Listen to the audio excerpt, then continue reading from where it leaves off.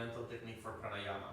It actually comes from the shatkarmas, or the 6 techniques of purification of the body, because it helps to remove excess mucus, and it also helps to remove air from the stomach and intestine.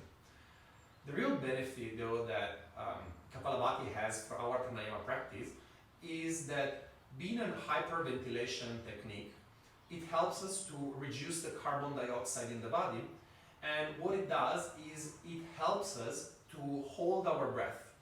And in pranayama this is called the kumbhaka.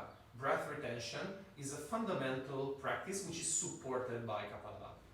This technique requires us to have a strong, full exhalation which comes from the pelvic area, followed by a natural inhalation.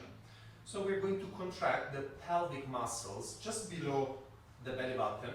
So we contract them inward, and we allow this movement to allow us to forcefully exhale, and then when we relax it, we naturally inhale.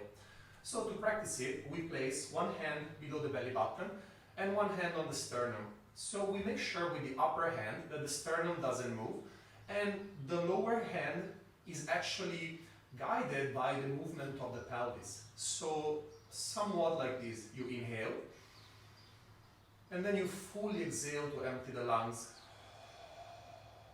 You have a small inhalation, followed by the contraction of the pelvis.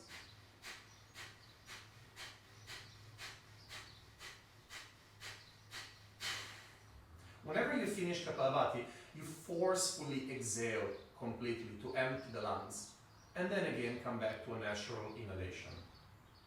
To start with, this technique can be practiced from 10 to 20 repetitions each time.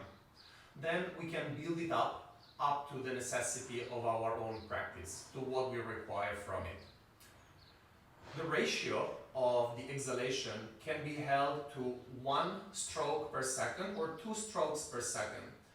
If you have limitations such as heart conditions, then we should stay, or even high blood pressure, we should stay at 1 stroke per second. While if you're not limited by any of these conditions, then you can easily practice 2 strokes per second, which will look something like this. Inhale, fully exhale.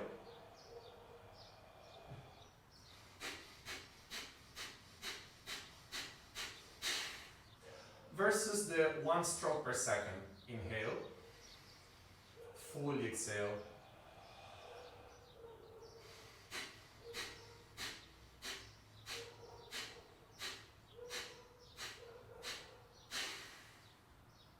As you saw, I always finish the practice by fully exhaling and fully contracting and gently coming back to a natural inhalation.